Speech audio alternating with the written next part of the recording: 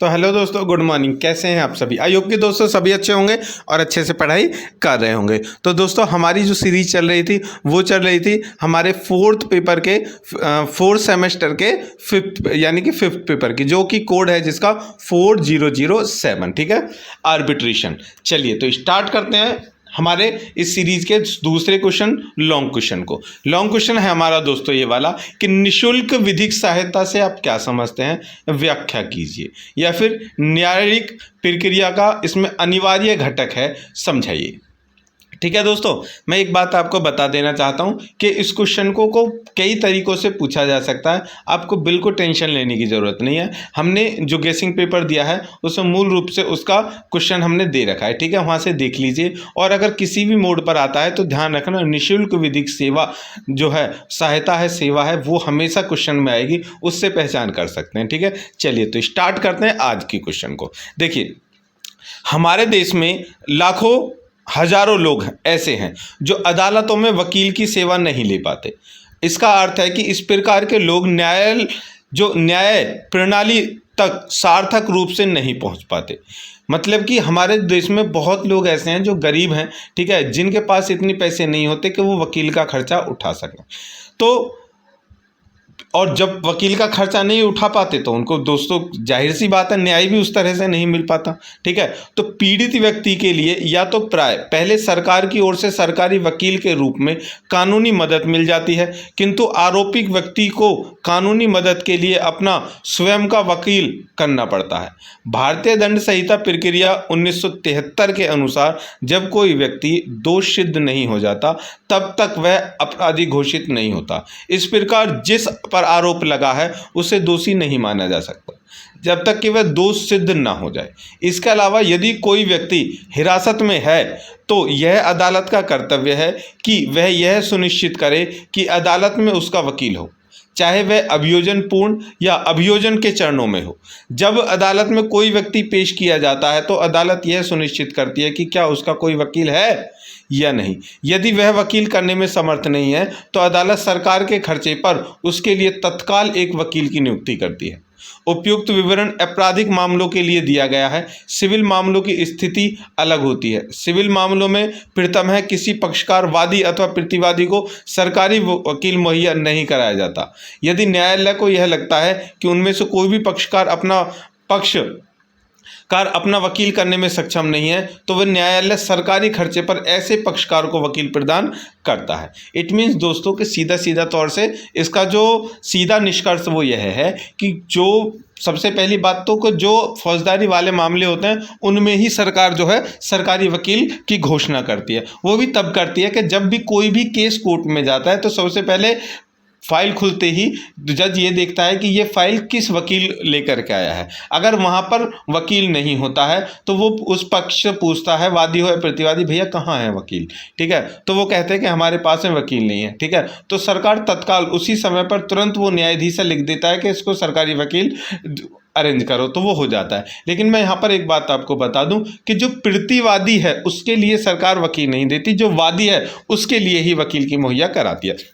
अब बात आ जाती है जो सिविल के मामले होते हैं। अब सिविल के मामले मतलब दीवानी मामलों में ये होता है कि दीवानी मामलों में ये रूल नहीं है कि उनके लिए सरकारी वकील हो, लेकिन फिर भी किसी कंडीशन ऐसी होती है कि जहाँ पर जो पक्ष है, जो वैवाहिक मामले हैं, कोई मामले जिनमें देखता है कि जो पक्ष है वादी का, उसमें उसके पास में बिल्कुल भी वो इतना सक्षम नहीं है कि वकील या कुछ भी खर्च रख सके, तो उसके लिए सरकार मुहैया करा देती है वकील। ठीक है, चलिए इतना समझ में आ गया, आगे चलते हैं। देखिए, जो सरकार मुहैया कराती है वकील, वो सरकारी वकील होते हैं। ठीक है, और उनकी फीस जो है वो कौन देते हैं, वो सरकार की तरफ से ही आती है क्योंकि सरकारी वकील होते हैं।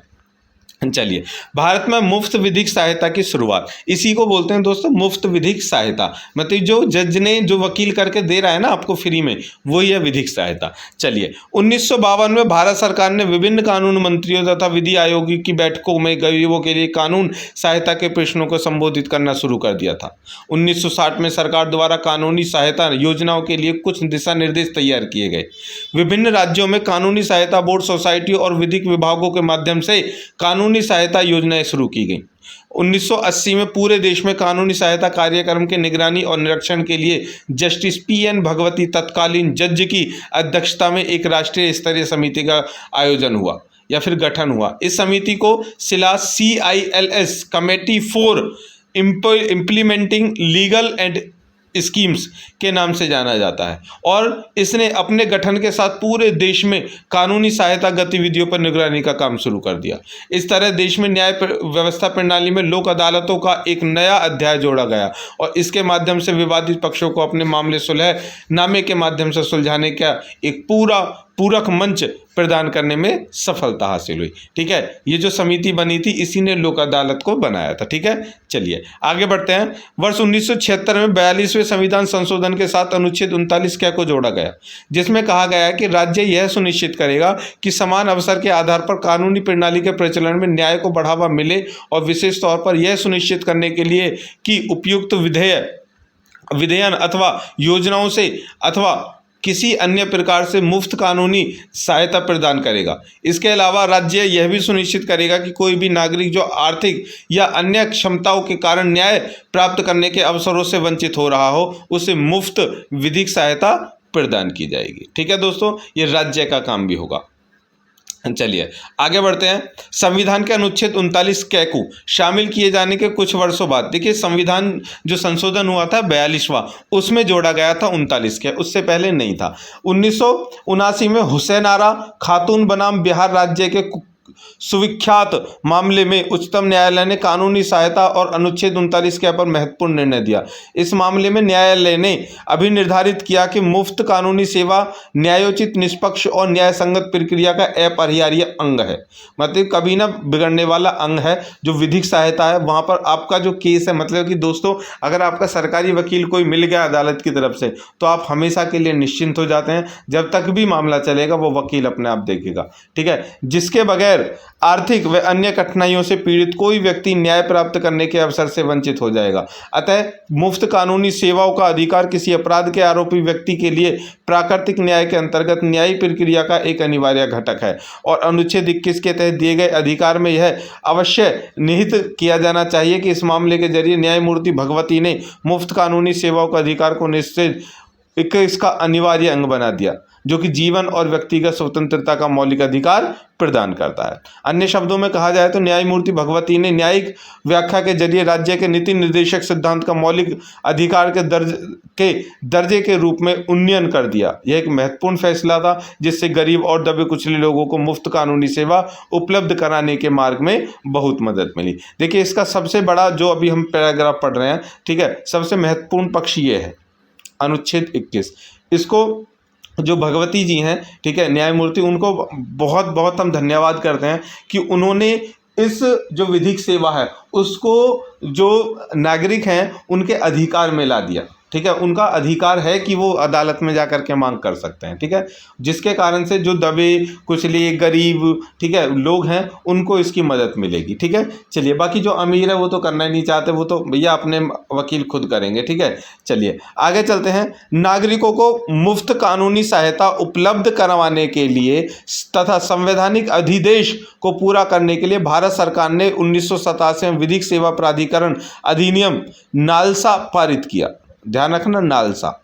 1994 के अधिनियम में कुछ संशोधनों के बाद यह अधिनियम अंततः 9 नवंबर 1995 को लागू कर दिया गया। विधिक सेवा प्राधिकरण अधिनियम 1987। देखिए वर्ष 1987 में संसद ने विधिक सेवा प्राधिकरण अधिनियम पारित किया, जिसने विभिन्न स्तरों पर विधिक सेवा प्राधिकरण का निर्माण किया ताकि समाज के कमजोर तबकों को निःशुल्क और सक्षम विधिक सेवा प्राप्त हो सके, जिससे यह सुनिश्चित हो कि आर्थिक या अन्य असमर्थता के कारण कोई भी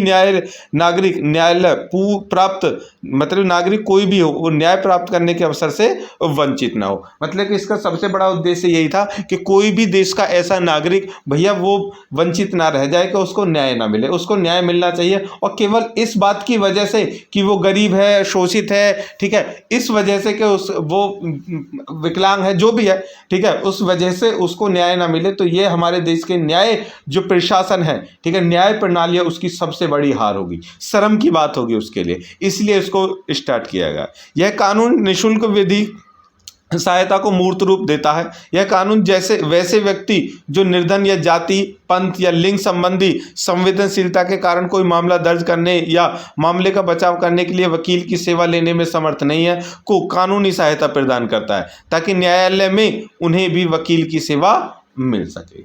ठीक है दोस्तों, चलिए, यह अधिनियम विभिन्न स्तरों पर विधिक सेवा संस्थान स्थापित करता है, जिसके प्रकार निम्नलिखित है। मतलब यहाँ से हम देखने वाले हैं कि अधिनियम किस स्तर पर विधिक सेवा प्रदान करता है। चलिए, तो पहला पॉइंट है, केंद्रीय स्तर पर राष्ट्रीय विधिक सेवा प्राधिकरण नालसा है, जो राष्ट्रीय प्राधिकरण उच्च न्यायालय विधिक सेवा समिति का गठन करता है।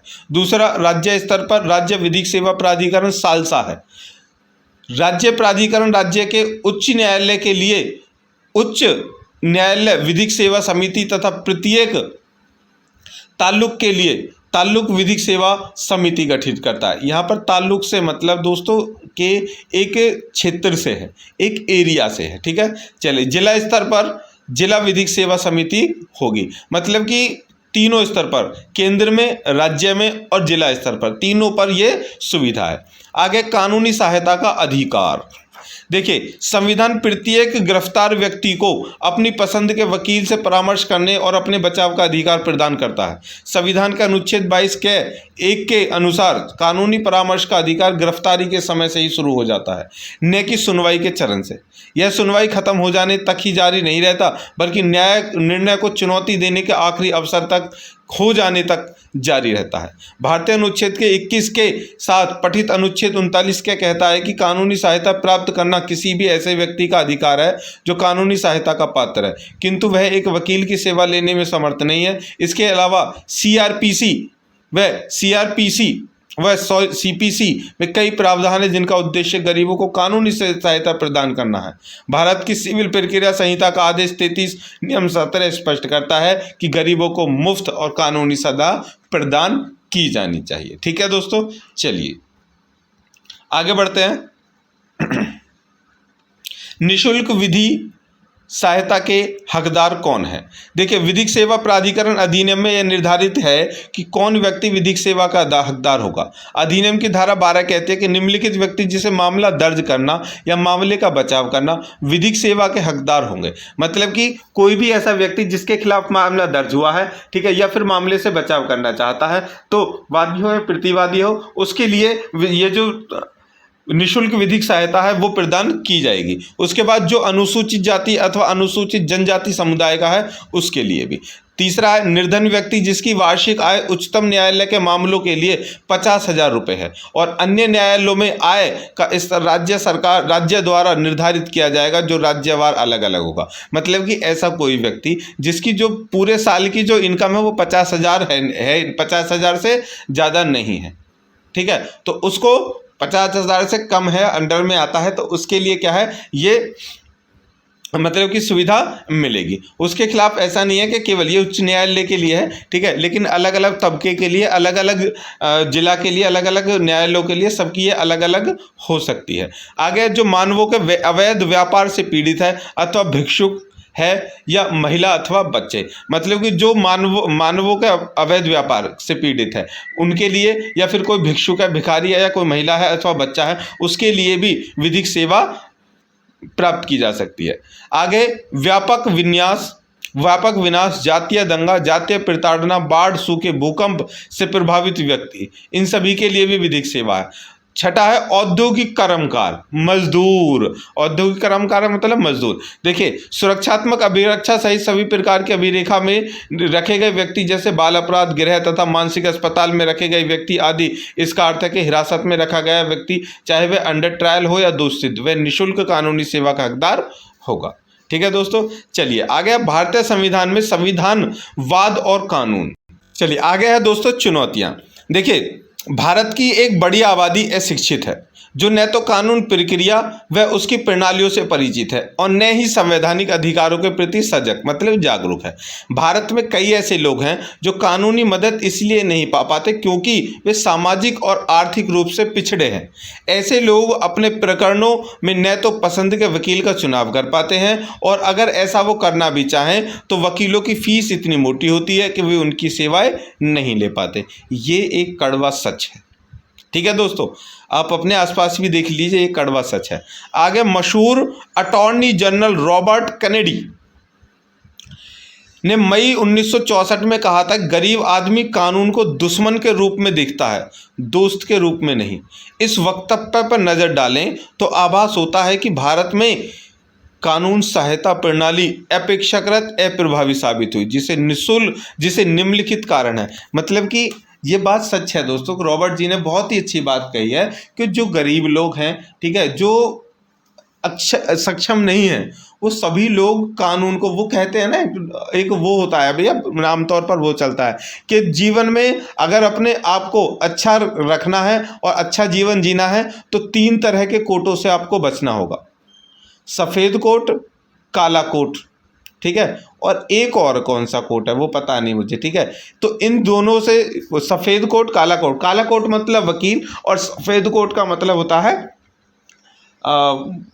डॉक्टर, ठीक है। और तीसरा एक और पॉइंट था, वो मुझे याद नहीं आ रहा, ठीक है। इन तीनों से बच के रहना चाहिए। तो ये गरीब ही सोचते हैं ऐसा, अमीर लोग कोई नहीं सोचते। वो सोचते हैं कि डॉक्टर भी अपना यार है और वकील भी अपने यार हैं, जो होगा देखा जाएगा, पैसे की कोई कमी नहीं है। और जाहिर सी बात है, बड़े डॉक्टर के पास जाने से वो डरता है जिसकी जेब में पैसे नहीं है, और बड़े वकीलों को करने की हैसियत उनकी नहीं होती जिनके पास पैसे नहीं है। ना तो उन्हें, गरीब लोगों को बड़े वकीलों की फीस की देने की वजह से उन्हें न्याय नहीं मिल पाता, और अच्छे डॉक्टरों की फीस देने की वजह से उन्हें इलाज नहीं मिल पाता, ठीक है। चलिए, तो ये एक आम धारणा साबित हुई, ठीक है। और इसी के मामले से हम कह सकते हैं कि ये जो निःशुल्क अभी जो विधिक सेवा है ना, इसका लाभ लोगों को नहीं मिल पाया है।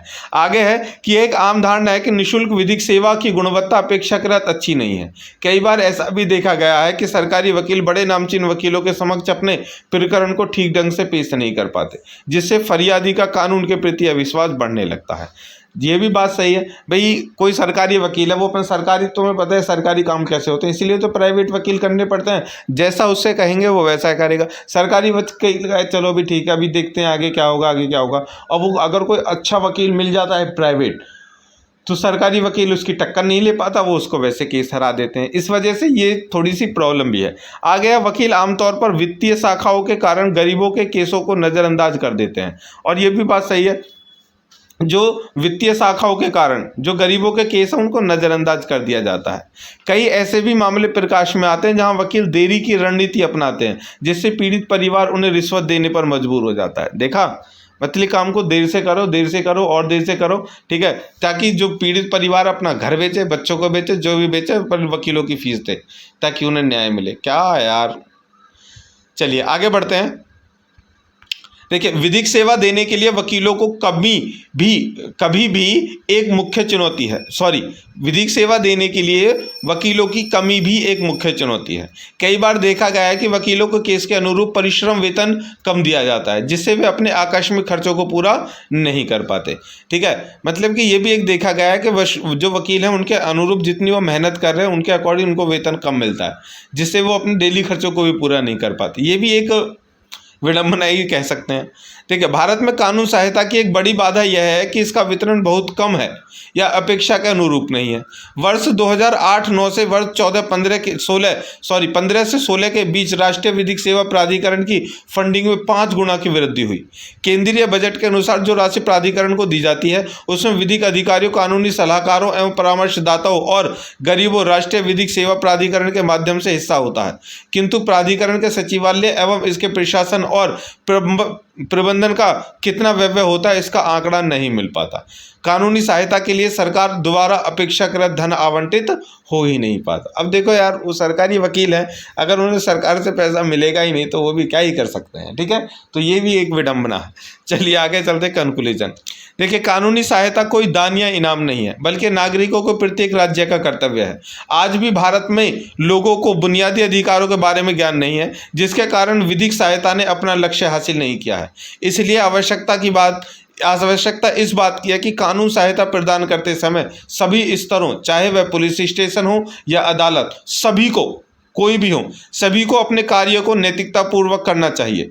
चूंकि न्याय का सिद्धांत कहता है कि किसी के साथ अन्याय न हो, इसलिए आवश्यकता इस बात की है कि न्यायपालिका में व्याप्त भ्रष्टाचार को समाप्त किया जाए, साथ ही न्यायिक अधिकारियों के उत्तरदायित्व को सुनिश्चित किया जाए। इसके अतिरिक्त देश में कानूनी सहायता के लिए नए कानूनों को पारित करने के बजाय पहले से लागू कानूनों के प्रभावी और उचित कार्यान्वयन पर अधिक ध्यान देने की आवश्यकता है। इसके अतिरिक्त कुछ सुझावों को अमल में लाया जा सकता है, जैसे कानूनी कार्यवाही में सुलह व समझौते द्वारा फैसले करने के लिए प्रोत्साहित करना। जहां न्यायालय को प्रतीत हो कि किसी समझौते के ऐसे तत्व विद्यमान हैं जो दोनों पक्षों को मान्य हो, तो ऐसे मामलों को आसानी से निपटारा आसानी से किया जा सकता है।